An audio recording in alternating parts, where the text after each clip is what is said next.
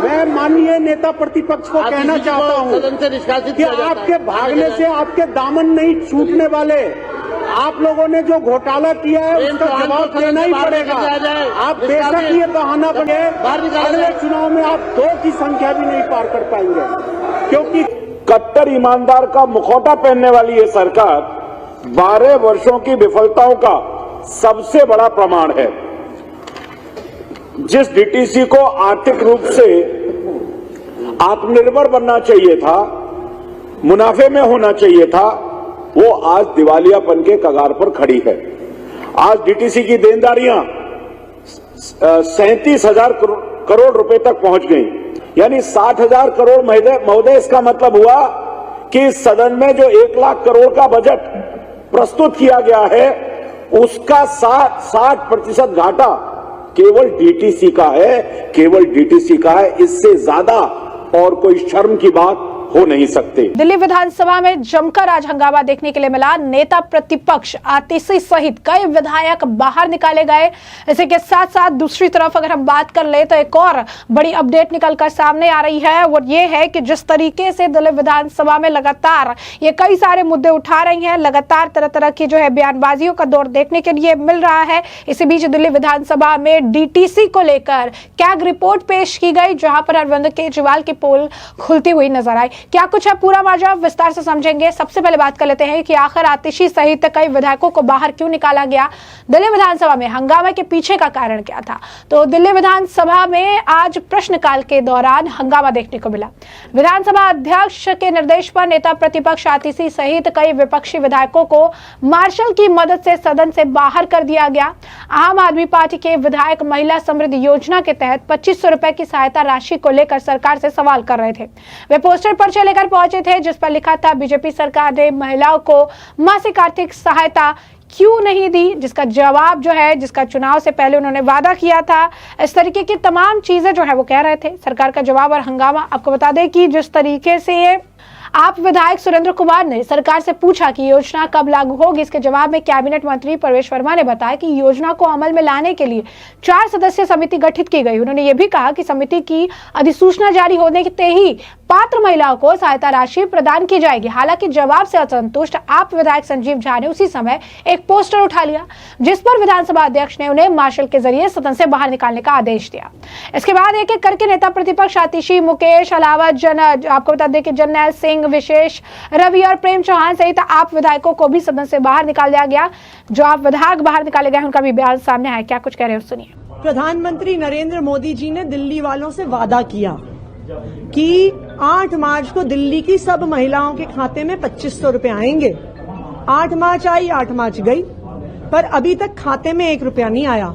जब सदन पटल पर हमारे विधायक ने इस पे सवाल पूछा, तब कहते हैं कि हम टाइमलाइन नहीं बताएंगे, कहते हैं हम समय सीमा नहीं बताएंगे। समय सीमा पूछने पर आम आदमी पार्टी के विधायकों को सदन से निष्कासित कर दिया। इसका क्या मतलब है?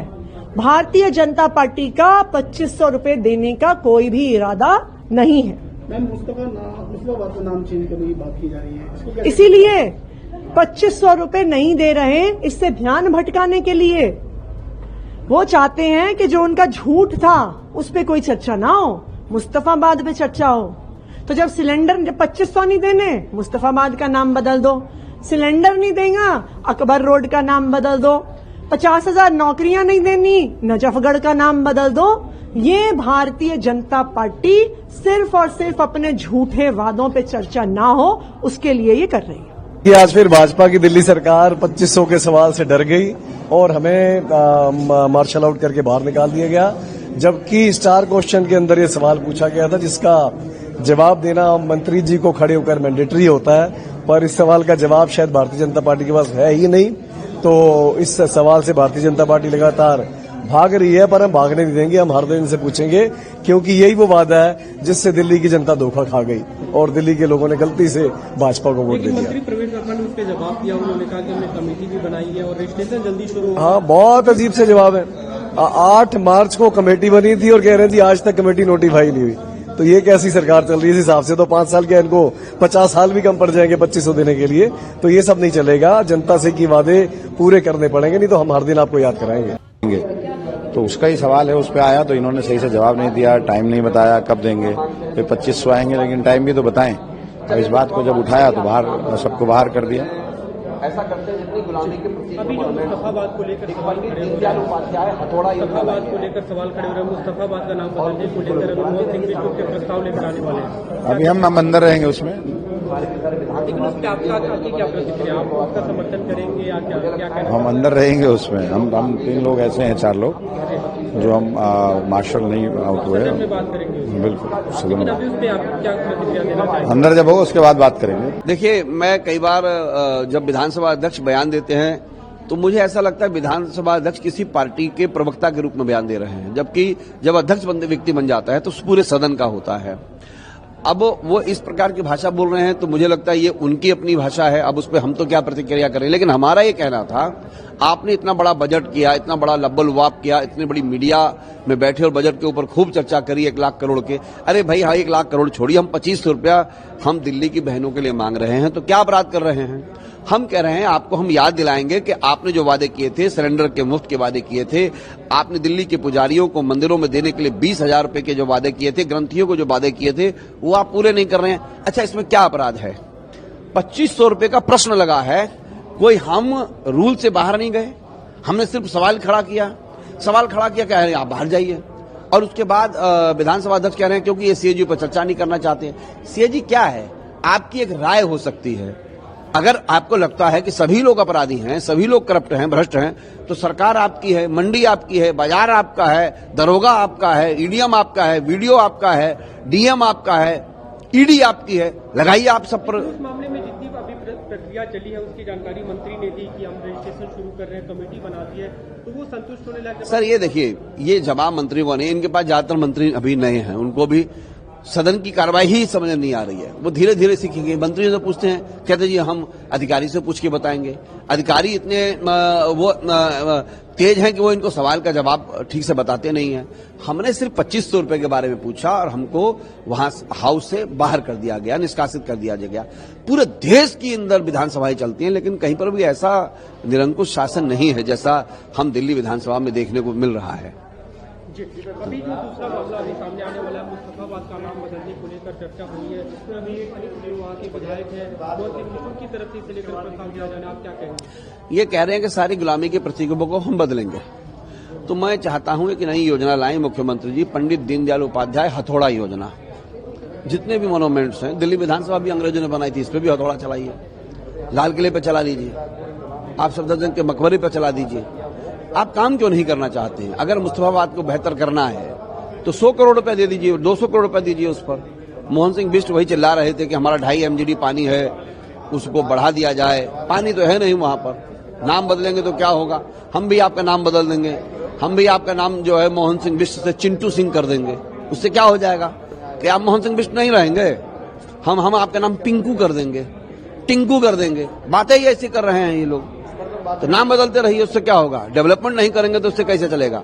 तो ये पंडित दीनदयाल उपाध्याय हथौड़ा योजना लाएं और सब पे हथौड़ा चला देंगे। तो जैसा कि आपने उनका बयान सुना, वहीं आपको बता दें कि इस पूरे घटनाक्रम पर बीजेपी के विधायक और विधानसभा के नेता प्रतिपक्ष विजय गुप्ता ने भी कहा कि विपक्षी सदस्य सदन में व्यवधान पैदा कर रहे थे, क्योंकि वे पूर्ववर्ती आप सरकार के कार्यकाल में दिल्ली परिवहन निगम यानी डीटीसी के प्रदर्शन पर कैग रिपोर्ट को लेकर बहस से बचना चाहते थे। क्या कुछ और कहना है उनका, सुनिए। कमेटी ऑन गवर्नमेंट अंडरटेकिंग जो है इसको रिपोर्ट को सबमिट करेगी और इससे पहले 1 महीने के अंदर एक्शन टेकन नोट जो है वो विभाग देंगे इस संदर्भ में, क्योंकि डीटीसी का ये मामला जो गंभीर मामला है और उसमें सीएजी की रिपोर्ट की जो फाइंडिंग्स हैं वो भी इसकी गंभीरता को और बढ़ा रहे हैं।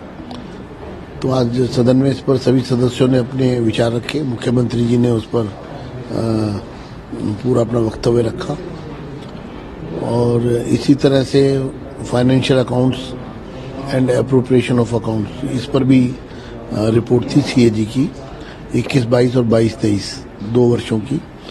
उस पर भी आज डायरेक्शन हुई है कि पीएसी जो है उस पर 3 महीने में अपनी रिपोर्ट दे। अभी जैसे हमने आज सुबह देखा कि कार्रवाई शुरू होते ही प्रश्नकाल चल रहा था, काफी नामेदार राहुल दौरान अपने विपक्ष के कई विधायकों को मार्शल आउट भी किया। उन लोग का आरोप था कि जो महिला सम्मान समृद्धि योजना उसे लेकर वो लोग बोल रहे थे और वो ऑर्गेनाइज डिसरप्शन था और प्री प्लान डिसरप्शन था और इंटेंशनल डिसरप्शन था। उसके पीछे राजनीतिक कारण थे और मेरा ये मानना है क्योंकि जब भी सीएजी की रिपोर्ट आ रही है चर्चा में उसी समय विपक्ष जो है इस प्रकार का हंगामा करता है और सदन से या तो वॉकआउट करता है या फिर इस तरह की परिस्थितियां क्रिएट की जाती है कि उनको मार्शल आउट करना पड़े। तो ये ठीक नहीं है, चर्चा से भागना मैं तो ये कहूँगा कि अच्छा नहीं रहे। तो जैसा कि आपने उनका बयान सुना कि डीटीसी पर कैग रिपोर्ट से बचना चाह रहे थे। इस हंगामे के चलते विधानसभा की कार्रवाई बाधित हुई। सदन में सत्र के सुचारू संचालन को लेकर सवाल उठ खड़े हुए। माना जा रहा है कि घटनाक्रम आगामी चुनाव की रणनीति और सरकार विपक्ष के बीच बढ़ती तानातानी को दर्शाता है। वहीं आपको बता दें कि डीटीसी पर जो कैग रिपोर्ट पेश हुई उसे लेकर केजरीवाल सरकार पर जमकर निशाना साधते नजर आए सतीश उपाध्याय। इस दौरान उन्होंने कहा कि पिछली आप सरकार ने डीटीसी को ड्रास्टिकली ट्रबल कॉर्पोरेशन जो है बनाकर छोड़ दिया है। कैग रिपोर्ट में खुलासा हो चुका है कैसे आपने डीटीसी को सुधारने और जनता को बेहतर सुविधा देने के बजाय इसे कर्ज और घोटाले के अंधकार में धकेल दिया। आज 60,000 करोड़ के घाटे के साथ डीटीसी लगभग दिवालियापन की कगार पर है। बर्बादे गुलिस्ता करने को बस एक ही हुई उल्लू काफी था। उन कट्टर बेईमानों ने तो हर शाख पर उल्लू बैठाया था, फिर आजमाए गुलिस्ता तो यही होना ही था। इस तरीके से जो है शायराना अंदाज में सतीश उपाध्याय काफी कुछ कहते नजर आए। सुनिए क्या कुछ कह रहे हैं। पर चर्चा होगी। चर्चा के लिए मेरे पास नाम आए हैं डीटीसी पर श्री सतीश उपाध्याय जी।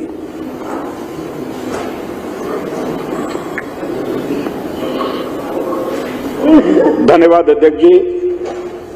सदन में उपस्थित हमारे सभी माननीय सदस्यगण, आज दिल्ली विधानसभा के सदन में ऐसे विषय पर हम चर्चा करने के लिए खड़े हैं जिसने दिल्ली की तथाकथित कट्टर ईमानदार सरकार का एक और कच्चा चिट्ठा इस सदन में खोला है।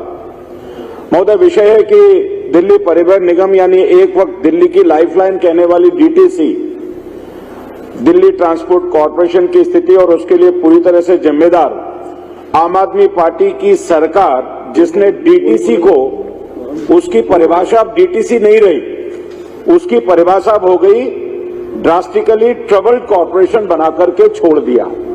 डीटीसी समाप्त हो गई।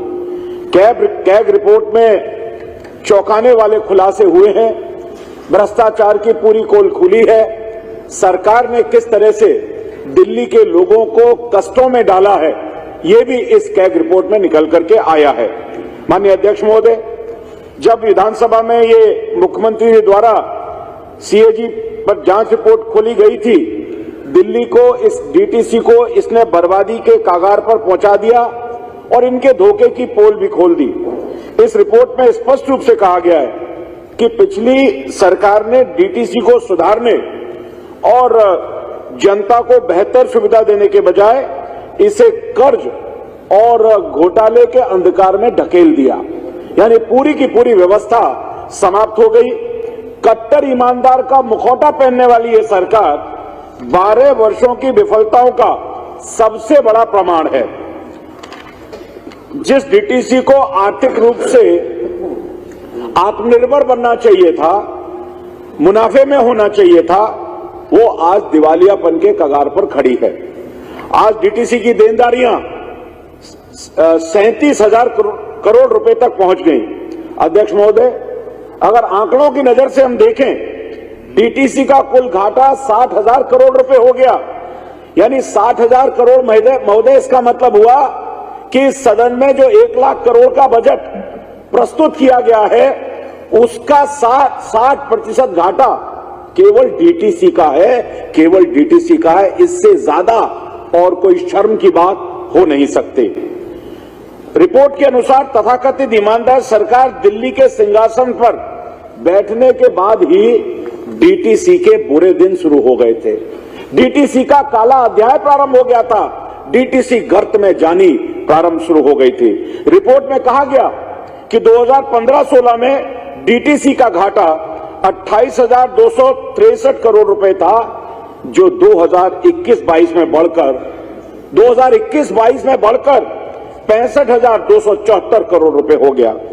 अध्यक्ष महोदय, प्रश्न उठता है कि आम आदमी पार्टी की सरकार ने आखिर किया क्या, डीटीसी को लेकर के क्या किया, और इसका जवाब है कुछ भी नहीं किया। कुछ भी तो नहीं किया, सिवाय भ्रष्टाचार के, भाई भतीजावाद के, लूट खसोट के, इसके अलावा इन्होंने कुछ भी नहीं किया। आम आदमी पार्टी ने डीटीसी को चलाने के लिए किसी भी प्रकार का बिजनेस प्लान, अगर सरकार अपने निगम को चलाना चाहती है तो उसका एक व्यावसायिक प्लान बनाती है, उसका एक बिजनेस प्लान बनाती है।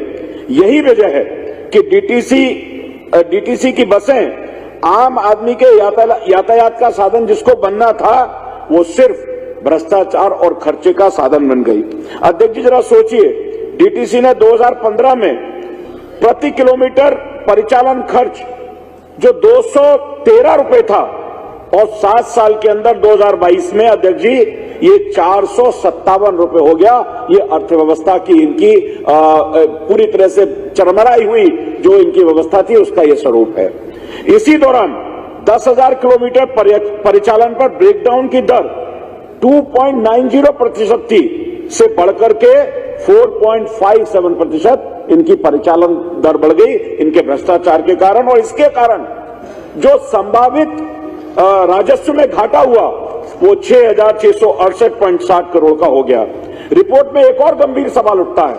सवाल उठाया गया कि 31 मार्च 2022 तक डीटीसी के सभी रूटों पर बसें नहीं चल रही थी। लापरवाही का आलम यहां तक था कि कुल 814 रूटों में से 468 रूटों पर केवल बसें चल रही थी, यानी 57% पर भी बसों का परिचालन हो रहा था। और जिन रूटों पर बसें चल रही थी उसमें भी डीटीसी का मुनाफा तो दूर, अपनी परिचालन लागत भी, यानी अपना खर्चा भी डीटीसी नहीं निकाल पा रही थी।